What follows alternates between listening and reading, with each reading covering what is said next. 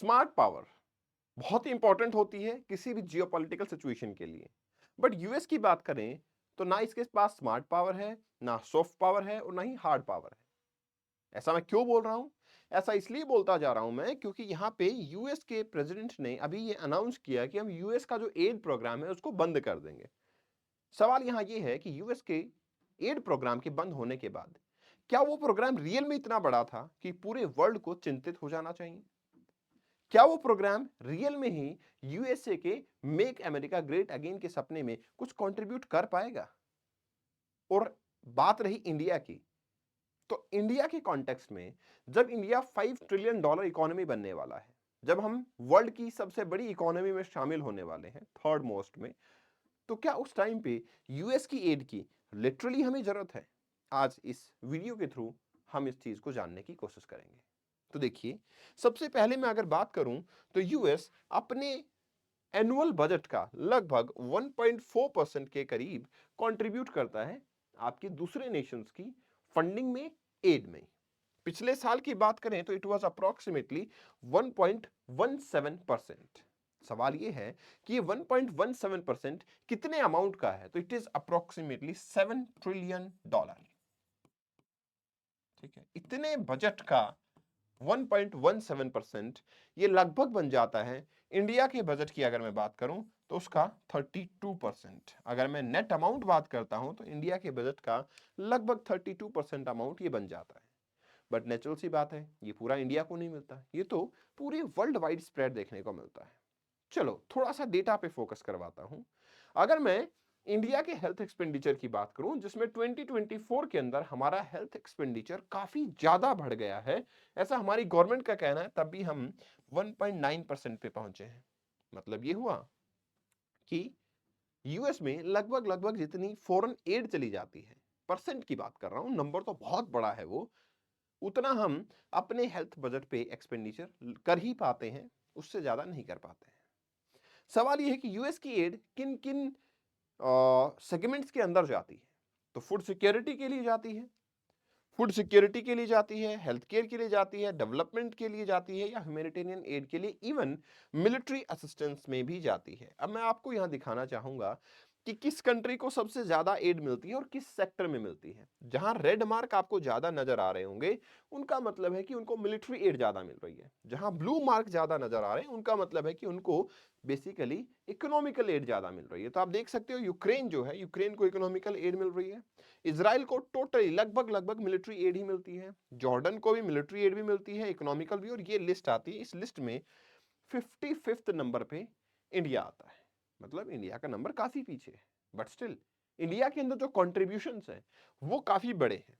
अब सवाल ये है कि वर्ल्ड का क्या कहना है यूएस की इस डोनेशन के बारे में, एड पॉसिबिलिटी के बारे में। तो यूएन का डेटा बताता है कि यूएस गवर्नमेंट जो वर्ल्ड में टोटल एड रिसीव होती है, उसमें से 40% ह्यूमैनिटेरियन जो एड है वो कहां से आती है? यूएस से। मैं ये नहीं कह रहा कि यूएन के अंदर जाती है, वो यूएन के पास जाती है। वो एक्चुअल जो वर्ल्ड में इन्वेस्टमेंट होती है उसमें से अच्छा खासा कंट्रीब्यूशन यूएसए की तरफ से आता है। अगर ये बंद होता है तो आप समझ सकते हो 40% फंड का बंद हो जाना मतलब ह्यूमैनिटेरियन क्राइसिस काफी ज्यादा पीक पे होंगे।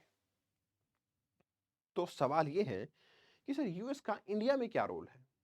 क्या यूएस इंडिया के अंदर भी कुछ सिग्निफिकेंस रखता है? तो डेफिनेटली इंडिया के अंदर अगर बात की जाए तो यूएसए सबसे बड़ा एड सप्लायर है। अगर मैं as a country, as a body की बात करता हूं तो, क्योंकि यूएस में 2022 में यूएस $228 मिलियन हमें प्रोवाइड करता हुआ नजर आया। हाँ, हालांकि बहुत सारी कंट्रीज ऐसी भी हैं जैसे कि जापान, यूरोपियन यूनियन, जर्मनी, इनका भी नंबर है और ये काफी टॉप पे हैं। बट यूएस अच्छा खासा कंट्रीब्यूट जो है वो एड में हमारे पास कर देता है। अगर हम कंटिन्यूअसली बात करें तो यूएस की एड जो है वो लगातार बढ़ती ही जा रही है। 2008 के बाद ये 100 मिलियन से ऊपर जाती हुई नजर आ रही है और अब 288 मिलियन के करीब पहुंच गई थी, वापस से रिड्यूस हुई, लेकिन अभी भी 100 से अबव ही हमें ये एड नजर आ रही है। इंपॉर्टेंट सवाल ये है कि इंडिया के किन सेक्टर पे जाती है? तो child development, maternal mortality rate को कम करना, रिन्यूएबल एनर्जी, इवन आपकी साइंस एंड टेक्नोलॉजी का एडवांसमेंट, इसके साथ साथ में आपका एजुकेशन एंड रिसर्च के ऊपर भी काफी सारी इन्वेस्टमेंट हमारे पास आती है। सवाल ये है कि जब ये सारे सिस्टम बंद हो जाएंगे तो क्या आउटकम होंगी, कहाँ नेगेटिव कॉन्सिक्वेंसेस हमें देखने को मिलेंगे। सबसे पहली इंपॉर्टेंट चीज है टीबी प्रोग्राम। देखिए टीबी प्रोग्राम के अंदर यूएस अच्छा खासा कंट्रीब्यूट करता है। यहाँ पे आपका ब्रेकिंग द बैरियर करके एक प्रोग्राम है जिसमें आपका कर्नाटका, तेलंगाना, बिहार, आसाम, इसमें टीबी अवेयरनेस प्रोग्राम चलाए जाते हैं।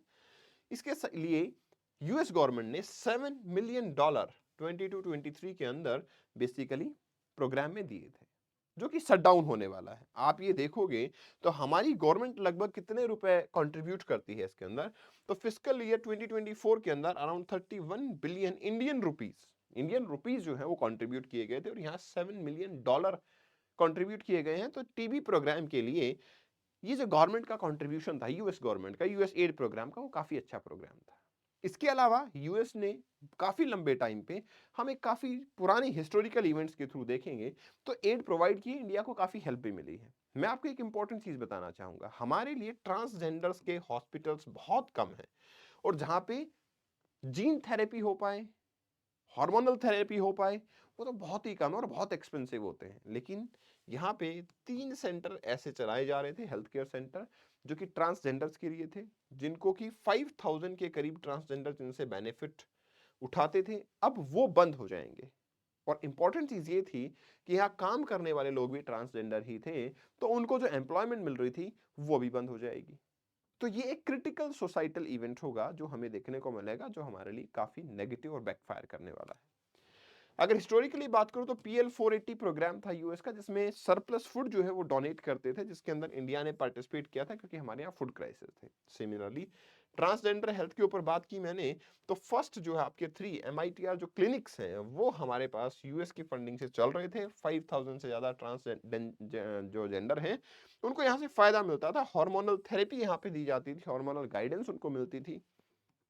HIV या फिर सेक्सुअल ट्रांसमिटेड जो डिजीज हैं उनके लिए असिस्टेंस दी जा रही थी, वो यहाँ पे रुक जाएगी। इसके अलावा dairy development, operation flood, white revolution, तब से ही कंट्रीब्यूशन काफी ज्यादा रहा है। Apart from this infrastructure development के ऊपर बात करेंगे तो यहाँ पे यस, ग्राम सड़क योजना के अंदर यूरोपियन यूनियन से भी काफी सारा फंड आया, और यहाँ पे यूएस एड प्रोग्राम के थ्रू भी फंड देखने को मिला। आप समझ सकते हो ये सारे फंड जो है वो रुक जाएंगे। दैट मीन्स यहाँ पे जो लोग एम्प्लॉयड हैं उनकी जॉब भी जाएगी।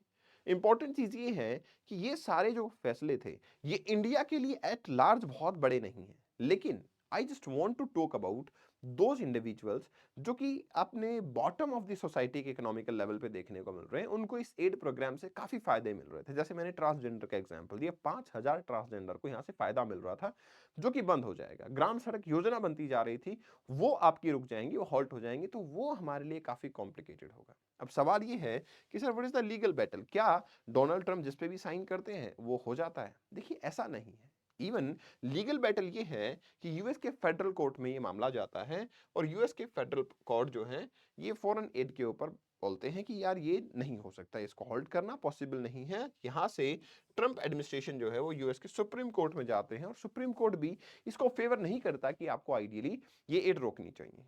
तो सवाल ये है कि अभी तक तो चलो ठीक है एड चल रही है, बट इंपॉर्टेंट थिंग इज कि फ्यूचर में इसके ऊपर तलवार लटकती नजर आती है, वो हमारे लिए काफी कॉम्प्लिकेटेड होगा।